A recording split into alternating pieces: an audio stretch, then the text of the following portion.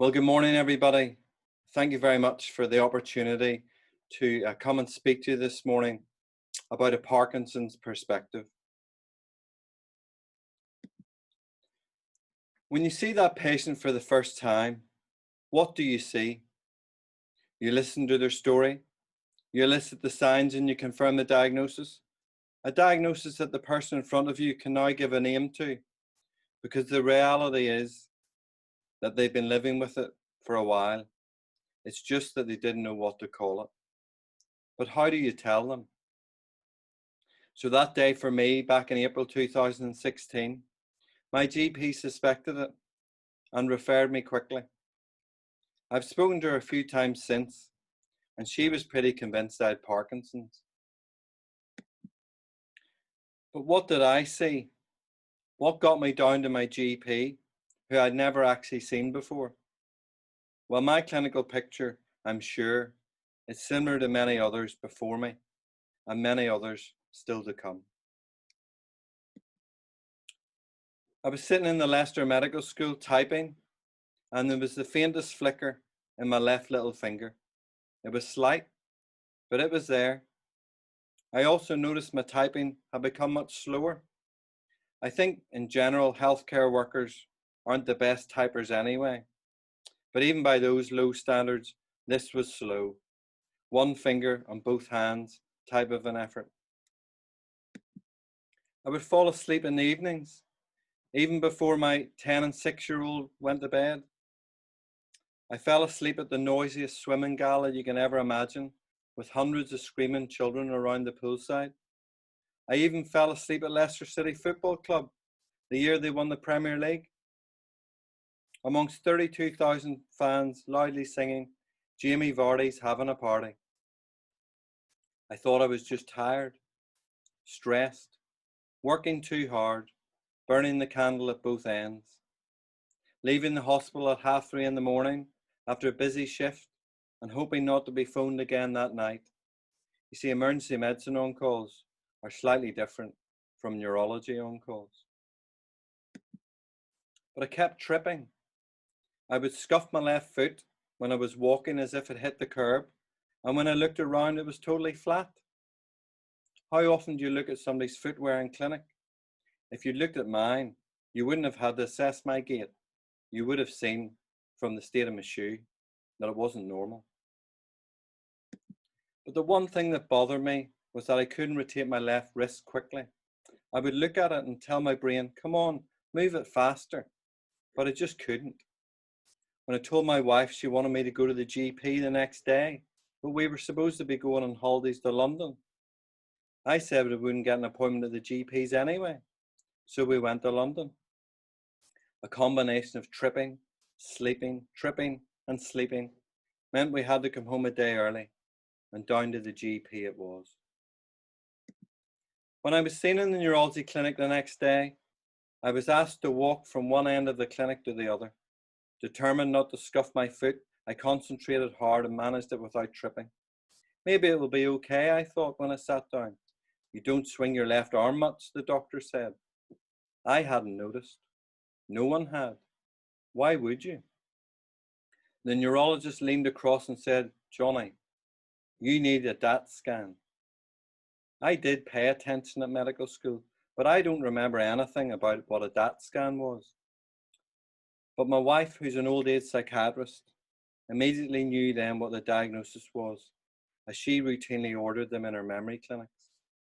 She simply said, he doesn't know what that is. I'm really sorry to tell you, but you've got idiopathic Parkinson's disease, the neurologist said. It was numbing, like someone had pressed the pause button on my life. I didn't really know a lot about Parkinson's. So we went home, sat around the dinner table. The kids knew that things hadn't been the way they should be recently, and we decided to tell them at home what was happening.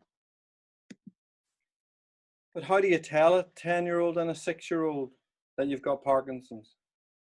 I just said that Dad doesn't have enough chemicals in part of his brain that helps him to move and be himself.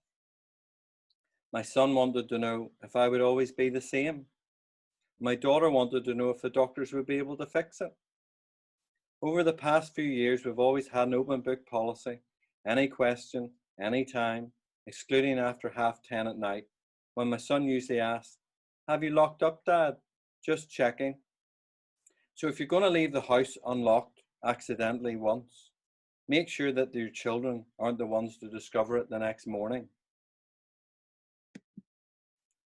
So after the initial shock and learning and reading a lot of information about Parkinson's, I realized that I'd been given a blank canvas, so to speak, with reasonable adjustments and work put in place, including an 8 to 6 fixed working pattern with no evenings and no on-calls, with no phone calls throughout the night anymore. Life suddenly looked organized. It was really time to focus and look at the priorities and what was really important in life. It wasn't being an associate professor in medical education at the Leicester Medical School. It wasn't winning an HSJ award in 2016. It was realizing that you had to live the best that you could every day. Parkinson's wasn't going to go away, but how could you keep it at bay? How could you keep your dopamine levels as high as possible? So there is light at the end of the tunnel after a diagnosis. What has it been like living with Parkinson's on a day-by-day basis for me over the past 4 years? What have I observed? What have my family and friends seen? And what have we learned together? Well, I think the best way to describe Parkinson's and living with it is like this. I think Parkinson's is like being a weeble. Fragile at times, but with good support around you, even if you become off balance, they will guide you back to where you were. So having a well-defined care circle is key. So who is in mine? Well, my wife, my kids, some of my wider family, and really most people at this conference. My neurologist, my Parkinson's nurse, my physio team, my speech and language team. I have 2 very close friends, my gym trainer, a few people with Parkinson's, and my soon-to-be bought dog. So, what can someone with Parkinson's do to live as best they can every day, and how can you encourage them to do so? So for me, the first 4 weeks after diagnosis, I was just in a grief reaction cycle and couldn't really focus on much, just sitting at home. But the 2 things I honed in on when I was reading about Parkinson's was, number 1, this disease isn't going to kill me. Well, not directly anyway. And number 2, 2.5 hours of high intensity exercise every week may slow progression. So I joined the university gym. I sat down with one of the trainers and worked out a program that has got adapted every 3 months over the past 4 years. And I'm now fitter and stronger than I've ever been. I've recently also looked at my diet, and that's helped as well. So I pedaled for Parkinson's in 2018 when I took on a 20-mile bike ride. I played football for Parkinson's in 2019 when I travelled to Copenhagen as part of the UK Young Onset Parkinson's football team. We did in England. We won the group undefeated and then got knocked out in the semi-finals, except it didn't go to penalties. And in 2020, I put pressure on my knees for Parkinson's when I did 5,000 knee-ups in my garden this summer. So exercise really does light your brain up like a Christmas tree. So yes, it has helped me, but at what cost? I get up early, I take my medication at 6 o'clock in the morning, and then I'm at the gym at 6:30. Well, that was until COVID hit. So our family breakfast time is sacrificed except on a Thursday and the weekend. Although I've changed this recently, as I found that exercise in the morning was leading to afternoon sleepiness. So I now take my medication at 7, and I'm just off for an hour when I get up. I stretch in the morning and then leave the high intensity cardio exercise to the evening when I get home. This delay in medication helps my off time around 11 o'clock, so I can get the ward round completed, and I'm more alert and function in the evenings as I've exercised. So, family life in Parkinson's. I think this is the most challenging part of Parkinson's, the impact on the family, the non-motor symptoms that are invisible to people who don't carefully look for them. But that's not the same for the family. They see them. They aren't invisible to them, and the family take the brunt of what Parkinson's does. So, for example, over the first 4 years, my medication was working great. My arm started to swing again, and I felt pretty much normal. But over time, the Stalevo tablets that worked for 6 hours initially now work for 2.5. There's a strong history of dependence in my family, so not going above 6 milligrams again of a dopamine agonist in the future seems sensible. But as a result, I'm now wearing off to a reasonable degree. And that's hard for my wife and kids to understand. The other day I was taking my medication early. My daughter noticed and said, "Dad, your knee switched back on again." My son will now ask me if I'm off on a regular basis. The telltale sign is that I start to yawn. No yawning, good dopamine levels. Yawning, low dopamine levels. And when I wear off, I get anxious about the strangest things, like picking your Premier League fantasy football team. It's bizarre. Not being able to make a decision in fear of making the wrong one. My kids are funny. They say, "Dad, take a deep breath. Just trust the process." Sleep's a big issue for me. I'm fine getting over. Interrupted during the night, and I usually don't get past 5:15. I can't lie in bed, and I usually get up, although this is better with the new exercise regime. The kids realize now that it's not a burglar, it's just me. So although it has been challenging, we do have time, and COVID has taught us how to spend quality time with each other. The one thing we've been able to do is start exercise as a family, which is great fun. But I think having Parkinson's is all about pacing yourself. It's all about reducing the stress down so you don't burn up all your dopamine. Stress by far is the biggest dopamine burner there is. I try not to adrenalize myself, as adrenaline is made from noradrenaline, which is made from the dopamine that I don't have a lot of. So keeping your emotions in check is key. And that concept has been adapted into my work as an emergency medicine consultant, as I was finding it just sapped my dopamine. A major trauma call or reducing an ankle under sedation caused my symptoms to become much worse. I found myself exhausted and needing to sit down for about 10 or 15 minutes after a case like that. We don't have time to sit down for 10 or 15 minutes after every case. So the moral of the story is, if you're going to pick one specialty to work in with Parkinson's, don't pick emergency medicine. My trusts have been excellent, and that has helped me to stay in work for the past 4.3 years. I recently read that the average time a person with Parkinson's stays in work is 4.22 years. I was pleased to pass that figure, and a recent change in my job plan will keep me in work longer. So apart from the challenges of adrenaline, what other ways does Parkinson's affect my work? Well, I can be a little apathetic occasionally. Some days are more productive than others.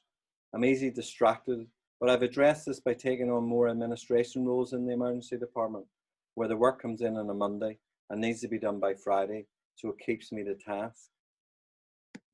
I worried about being slightly facially masked at times in work and wondered how the patients and my colleagues would react to this. As I do most of my clinical work in the mornings, I'm usually on, so it's not an issue. When I sit in the weekly consultant meetings, I'm usually off and masked. However, when I look around the room, I just blend in because, to be honest, nobody's showing much emotion. At times, I have difficulty multitasking, finding the right words, and my thinking slows down. If this happens clinically, I just take my time and use it as a teaching opportunity in the emergency department observation ward round. Tell me what you would do in this situation, I say, to buy myself a bit more time. Everyone in the ED knows my diagnosis. For the first 2 years, just my consultant colleagues knew. Then the senior nurses knew. Now everybody does. You just need to look at my Twitter feed. About a year ago, I developed some akathisia, and it looked like I was playing footsie with my colleagues in meetings. Slightly embarrassing, but a quick email explaining what was going on and that I was going to sit on a bench where I could swing my legs freely or sit at the corner of the table was all that was needed. no questions asked. And that is all now settled after medication reduction. So what did I do? What have I done? Well, about 2 years ago, I started the sketch, mainly to tell the story of the diagnosis through the eyes of my daughter, as she kept coming up with the most wonderful phrases. For example, one day I was particularly symptomatic and kept walking into the door frames at home, hitting my left shoulder.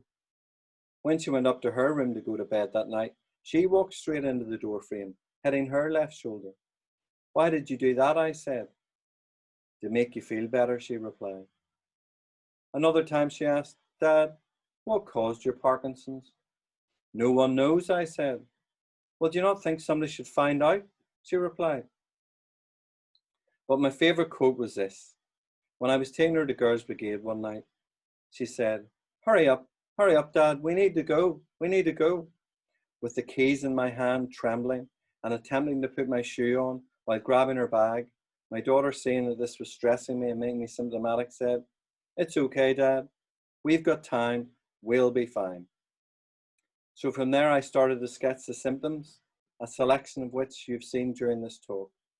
This culminated in an art exhibition called Parkinsons Portray, which consists of 32 hand-drawn sketches depicting the motor and the non-motor symptoms of Parkinson's and medication side effects. It's been displayed in Leicester at the hospital and in the Leicester Medical School, and is presently in the East Surrey NHS Trust. The aim is to have it displayed in 10 NHS trusts and 10 medical schools once COVID's out of the way. The prints are free, you just need to pay for the postage. And if you'd be interested in displaying this in your institution, then just drop me an email at johnnyatchisonart@gmail.com. You'll just need to fund the frames, which can be done for about £200. And you need to find a man from the States who's got a quality spirit level so they can be put up straight. The aim is simply to educate about Parkinson's for healthcare workers and the general public viewing them. But it's also about changing culture and encouraging people to wear the Team Parkinson's blue brain badge on their lanyard. This is important for a person with Parkinson's. Recently, I had to attend my own emergency department with an unrelated Parkinson's complaint. The nurse looking after me had a blue brain badge on her lanyard and was reassuring to see. What Parkinson's medication are you on? She said.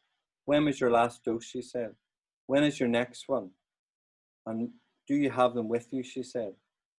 The fact that patients with Parkinson's in hospital spent an extra 28,500 nights in 2019 in England and Wales due to delaying their medications is not good care. Leeds do it well and have made great steps forward, but others need to follow. So if you want to have a blue brain badge on your lanyard, like me, then Google Team Parkinson's and fill in the application form and join the movement that's uniting to end Parkinson's forever.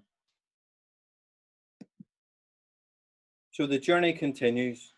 We all walk on.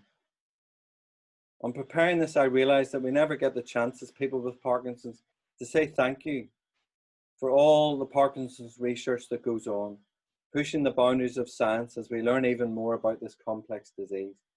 So I encourage you today to keep going, to keep pushing the boundaries so that one day there may be a disease-modifying medication and even a cure. When will that be? In our time? Possibly. But if not, the foundations will have been set for the ones walking behind. And that day will be someday. So I ask you again, what do you see? Do you see this image from 1886 of a frail older man with advanced Parkinson's who has a hunched posture and shaking? Or maybe it's these images from Armstrong and Oaken from the University of Florida. One is of a younger woman who's running with mild signs of Parkinson's disease. One is a middle-aged man depicting motor fluctuations, including off time. And the final one is an updated image of the first one, depicting a frail older man, this time using a walking aid. Or maybe you see this, An image that I recently sketched, which is modern, gender neutral, race neutral. An image that is ageless, one that truly pictures Parkinson's disease, one that widely educates, and most importantly, when a person with Parkinson's looks at it, they can see something of themselves in it. So thank you very much for listening. Quite happy to take some questions now.